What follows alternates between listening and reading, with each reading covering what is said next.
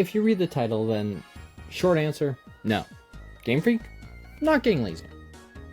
But considering you clicked on this video, I'm only here to presume that you want my full detailed explanation and opinion. If so, I don't know why. But anyways, so the topic of Mega Dragonite has been a controversial one in the Pokemon community, begging the question if Game Freak has been getting lazier with their designs. And no, they aren't. Mega Dragonite honestly doesn't differ from many previous Mega Evolutions, but people are so blinded by nostalgia that Mega Pokemon can be just like Mega Dragonite and look perfectly fine. They are not getting lazier. People are just obsessed with the past. And this begs the question is, why do people think they're getting lazier? I think the standards are raising because of nostalgia to a degree. A lot of people are saying, like, they're getting lazier. It's just a dragon with wings on its head. And I remember when Scarlet and Violet first came out, a lot of people were constantly arguing about how ugly Pokemon were and how their designs were just copy and paste of the previous gen, and they were getting lazier. To that, no, they aren't. Y'all have never been outside for 1 second, seen two completely look-alike but somehow different species of squirrel next to each other and say, wow, God's getting lazier. Regular Pokemon are a lot easier to excuse in this concept of design because they're a part of an ecosystem. They work how animals would work as they evolve. Ecosystems have two highly related species that look very similar. They have babies, they have adults. Pokemon have the right to be as they are. Those species are not copy and paste. They are to broaden the ecosystem of Pokemon itself. But when it boils down to Mega Evolution doesn't exist in reality. It is a fictional concept that Pokemon can go beyond their limits and take on a new form. But why are people complaining about Mega Dragonite being lazy when we have been given a few examples of somewhat lazy design? Mega Sableye, it gets a big shield and its face changes ever so slightly. It's a good design and people love it, but it doesn't change much. And there's nothing wrong with that. But it's a prime example of blinded by nostalgia. Sableye stays like that. People complain about Dragonite. Mega Absol, another example. No one has ever complained about Mega Absol in the existence of Mega Absol. Like, he's one of the most beloved Megas there is. If you ask someone their favorite Mega, they might just say Mega Absol. I mean, look at him. He's a beauty. But Mega Absol, like, it only gets really fluffier and has 2 wings. It's by no means a bad design. And no one's considered it lazy, but it doesn't change as much as people complain about Mega Dragonite not changing. My final example is, what about Mega Kangaskhan? To that I have to say, yeah, no, you're right. I've Mega Kangaskhan. Back to the point of Mega Dragonite, the most common complaints I've seen are people are just like, oh, they just added 2 wings on its head. The wings look disproportional. It looks goofy.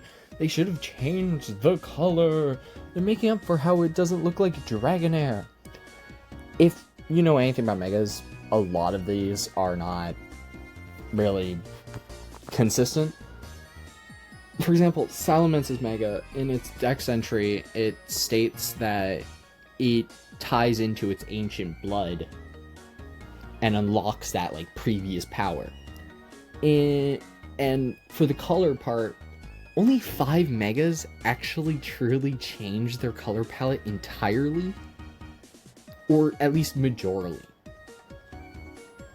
There's 48 Megas, like, that's a big list. Meanwhile, Dragonite also is just a goofy guy. He's not a serious Pokemon. He's not a cool Pokemon. He's a goofy guy. He delivers mail.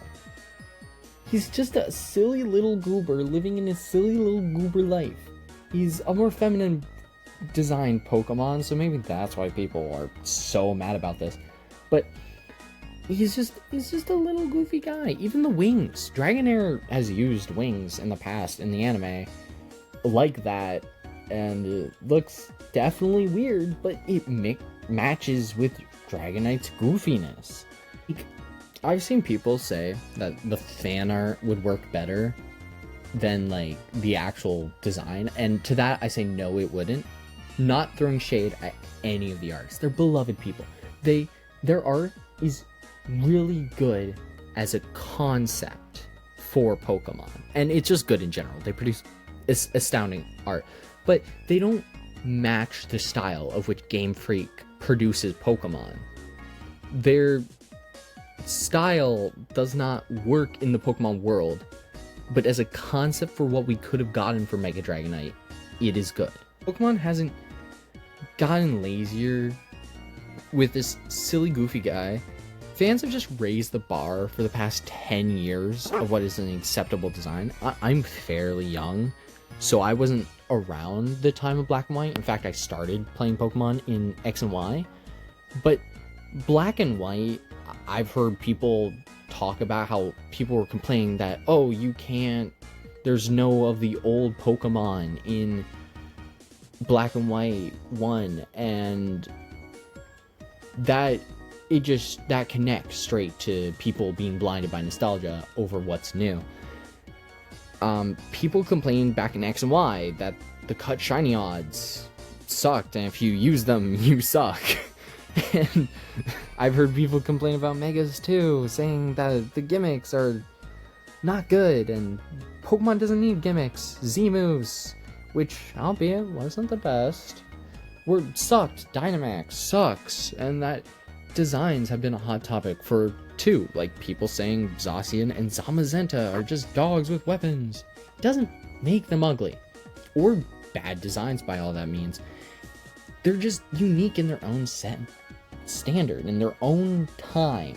They are unique and original and good. Koraidon will never be Mewtwo, but in its own extent is a fantastic Pokemon. It is based on the Quetzalcoatlus from Mayans? Correct me if I'm wrong, but I think that's where that's from. It's a great Pokemon that many children, by the way, will love deeply and grow fond over the years. They'll grow up seeing Koraidon and will be so ecstatic over that is their favorite Pokemon. Or they'll grow up with Mega Dragonite, look how cute he is, and say, that one is my favorite. Like I did when I first saw Dragonite. One of my favorite Pokemon of all time, especially from Gen 1, aside from Slowbro, Dragonite itself is a Pokemon that has resonated with people for generations. If you made it this far, I'm Star, and welcome to my debut video. I really didn't know how I was going to debut my career, or at least hobby, on YouTube. So I thought when the Mega Dragonite scene popped up, it was a nice discussion topic.